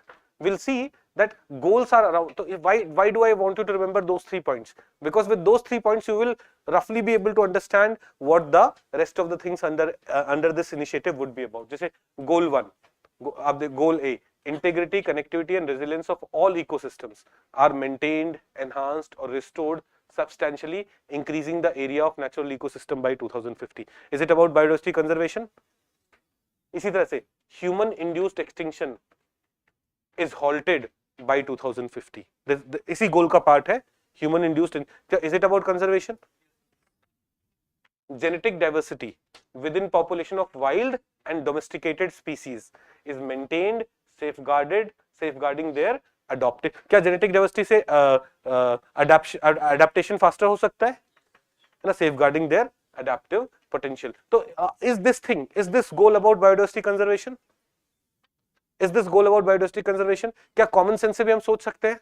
अब कुछ टारगेट स्पेसिफिकली डेटा आपको पता होना चाहिए कि natural ecosystems increasing, we have to increase the area of natural ecosystem by 2050. We have to ensure that human induced extinction is stopped by 2050. 2050 तक जाते जाते ये कंडीशन हो जाना चाहिए कि because of humans extinction is not occurring and extinction rate and risk of all species are reduced tenfold. Right? Then if I come to goal B, biodiversity sustainably used and managed. क्या sustainable use is one of the objectives there. तो क्या इनके गोल में एक चीज ये भी आएगी? You will see and manage nature's contribution to people, including ecosystem functions and services, are valued, maintained, enhanced, with those currently in decline being restored, supporting the achievement of sustainable development for the benefit of present and future generation by 2050. तो आप एक चीज, one more thing that you notice is this framework is applicable for next 30 years. 2022 से 2050 तो around 28 years के लिए. After 2020 we have created a framework for 30 years. कि basically यही बोल रहे हैं सस्टेनेबल यूज करो. Then what is the third objective of CBD? fair and equitable sharing of benefit, यहाँ पे goal is also about that. The monetary and non-monetary benefits from the utilization of genetic resources, digital sequence information on genetic resources, traditional knowledge associated with genetic resources as applicable. इससे जो monetary और non-monetary benefit है, that should be shared fairly and equitably, including as appropriate with indigenous people, local communities, and substantially increased by 2050 while ensuring traditional knowledge associated with genetic resources is appropriately protected, thereby contributing to conservation, etc. तो समझ में आया? अब ये हम individually ये line पढ़ेंगे तो it may appear very complex, but if we have that in mind, what? Fair and equitable sharing of benefit is one of the objectives. We'll understand कि हाँ घुमा फिरा के वही बात कर रहे हैं. And last में goal D. Goal ABC तो is about conservation, sustainable usage, and fair and equitable sharing of benefit, which are also the objectives of CBD. They are also the objective of CBD. Goal D या चौथा जो goal है, it is about यार अब जो framework हम लेके तो आ गए हैं. By 2050 we want that human induced extinction should be halted. All that would happen if countries have enough resources. So now let's say there's a poor country, एक Africa में कोई poor country, उनके पास पैसे नहीं है तो hunting करके मार रहे हैं. If we really want this to be halted by 2050, we have to ensure that even they stop it. है ना? उसके लिए they would need resources. Goal D is about that. कि least developed countries को, developing countries को resources provide करे जाए. More resources are mobilized so that they will be able to effectively implement this framework, Kunming-Montreal framework. Did we understand goal D? Adequate means of implementation, be it financial, capacity building, technology transfer, किसी भी तरीके से, to fully implement the Kunming-Montreal global biodiversity framework are secured and equitably accessible to all parties. All parties में especially developing countries, in particular the least developed countries and small island developing states, as well as countries with economies in transition, progressively closing biodiversity finance gap of $700 billion per year. So eventually we have to reach कि every year we are mobilizing $700 billion for what? For biodiversity conservation. Okay, अब इन goals को implement करने के लिए goal A, B, C, D क्या हमें बहुत याद रखने की जरूरत पड़ेगी इसे? If we understand what is CBD, will we be able to understand the goals also? है ना? कुछ चीजें याद रखनी पड़ जाएंगी. By 2050 this should be halted. है ना? अब 2050 की जगह 30 में halt कर दे तो अच्छी बात है. It's not a problem, but there are some things that we have to remember. Otherwise, by common sense, for a student who's just reading this notes, it may appear very factual. यार क्या क्या पढ़ रहे हैं? But for those of you who are also watching this class, they'll understand कि ये सब कुछ रट के नहीं रखना है, सब कुछ पढ़ के नहीं रखना है, कुछ चीजें common sense से अपने आप आएंगी. Now to achieve these goals, under these goals there are targets. There are 23 different targets. Some of the targets we should be able to remember because on that questions can be made, good questions can be made. Some of the targets बहुत generic है, उसे याद रखने की जरूरत नहीं है, common sense से हो जाएगा. तो targets में target 1, bring the loss of area of high biodiversity importance close to zero by 2030. Biodiversity के लिए जो areas important है, उनका loss should be brought close to zero by 2030 while respecting the rights of indigenous people and local communities. तो India में जैसे Western Ghats, Himalayas, are these regions very crucial for biodiversity conservation? यहाँ पे loss should become almost zero by 2030, and this is a international framework. So all over the world, one of the target is by 2030 loss of areas of high biodiversity importance should come close to zero by 2030, and this should happen without violating the rights of indigenous people and local community. ऐसा नहीं है indigenous लोगों को जो forest dwellers हैं उनको बाहर निकाल दिया, बोला तुम यहाँ रह ही नहीं सकते, और फिर वो बेचारे बिना घर के भटक रहे हैं. Not in that manner. If you have to do something like this, you have to rehabilitate, provide livelihood opportunities properly. That aspect has also been highlighted here. Target 1 is understood. Target 2, ensure that by 2030 at least 30% of areas of degraded terrestrial, inland water, coastal and marine ecosystem are under effective restoration. तो जो degraded area, जो area हमने degrade कर दिया, be it on land, be it on coastal area, be it in water body, at least 30% of that is under restoration. जो area हमने degrade कर दिया है उसमें से एटलीस्ट 30%. तो एक तो स्टॉप न्यू लॉसेस, जो पुराने लॉस है उसमें at least 30% should be under recovery by 2030. Then एक और इंपॉर्टेंट गोल है which is also known as 30x30 goal. It says world में जितना भी एरिया है उसका 30% should come under protected by 2030. Look at it. Ensure and enable that by 2030 at least 30% of terrestrial, inland, coastal and marine areas, especially areas of particular importance for biodiversity and ecosystem function and services, are effectively conserved and managed through ecologically representative, well connected and equitably governed systems of protected areas. So in simple terms they are saying कि भाई जितना भी area है world में उसका 30% should become what? Protected. अभी 17% of terrestrial and 10% of marine areas are protected. We have to increase it to 30% by 2030. 30x30 goal. तो कुछ goals अपने 2030 एक था कि यार हाई बायोडाइवर्सिटी इंपॉर्टेंस वाले जो एरियाज है उसका loss should stop by 2030, should become almost zero by 2030. ये तो loss should become zero, but areas which have been lost we have to recover it also. At least 30% recovery should happen by 2030. At least in 30% area, recovery should have started by 2030. And of all the areas, 30% should become protected. Now, please note.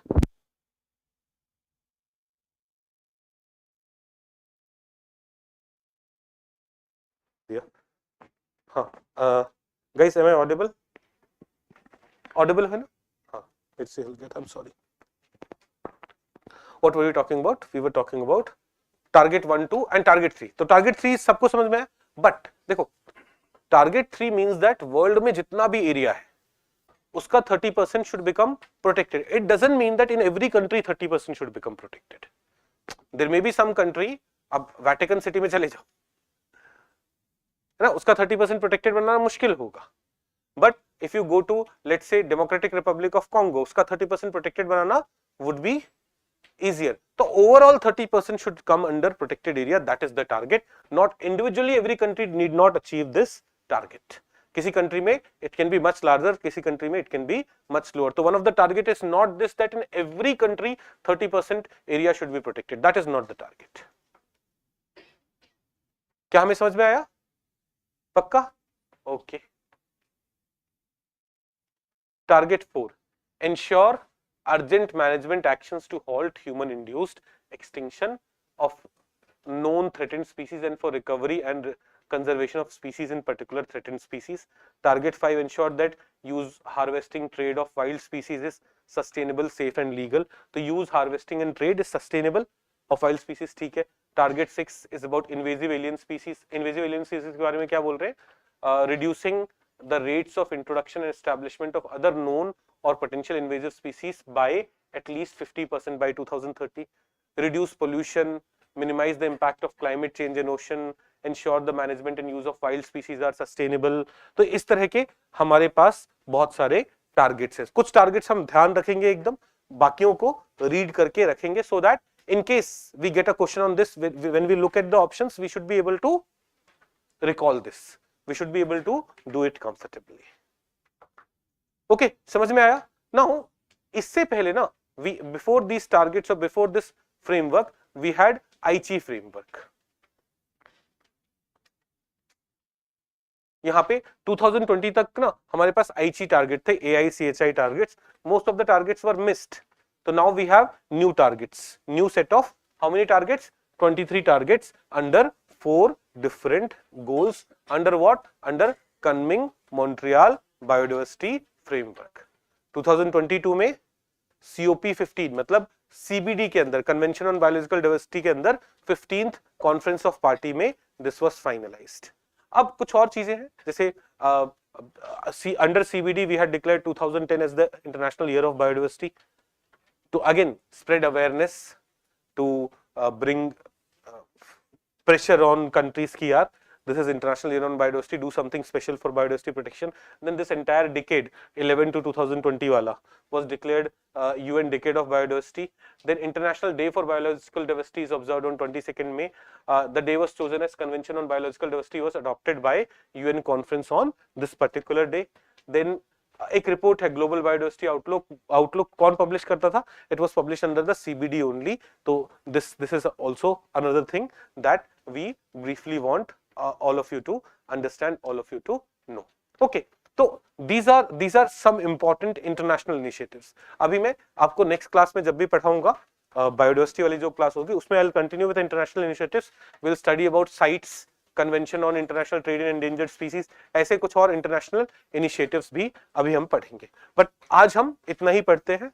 आपका कल test है 2 PM to ensure कि ना आप सारा revise कर पा रहे हो अच्छे से. तो वी हैव 3 डिफरेंट टेस्ट. एक टेस्ट तो किसका है? एक टेस्ट टारगेट प्रीलिम्स वाले बच्चों का, आपको सिलेबस मिला हुआ है booklet number wise, you have to study that. एक टेस्ट है किसका? PMP 1.0 2.0 वाले बच्चों का, उनका फुल एनवायरनमेंट का टेस्ट है ना. तो in your case what may happen, there may be 10-20 questions which you have not covered yet. Most of the question 50+ question will be on biodiversity, but there will be 15-20 question जो आपने cover नहीं किए. Attempt कर देना test, वो 15-20 question बाद में हो जाएंगे. हम पढ़ाने वाले तो है ही, है ना. फिर भी attempt the test. And then there is PMP batch 3 जिनका पॉलिटी का टेस्ट है ना, जिनका पॉलिटी का टेस्ट है. ठीक है, तो you all of you have this test. After the test tomorrow we will continue with our science tech, तो we will have a science tech class. ठीक है, साइंस टेक वाला अपना जो extra we have completed science tech, but कुछ छोटे छोटे points बाकी हैं जो हम साइंस टेक में पढ़ने वाले. कल संडे है ना. ओके, तो and next week also for both the batches, target prelims वालों के लिए भी, PMP वालों के लिए भी, we will take some extra class only for next week, not उसके बाद. Next week will finish environment, biodiversity and climate change पूरा. उसके बाद एक्स्ट्रा क्लासेस नहीं होंगी. नेक्स्ट वीक में थोड़ा सा प्रेशर ज्यादा रहेगा, तो अच्छे से रेस्टेड रहो, रोज 6-7 घंटे सो, रात में मूवीज देखते जगह मत रहो, क्योंकि I will be teaching you more. Okay, thank you very much. Yes, we have a science tech class later.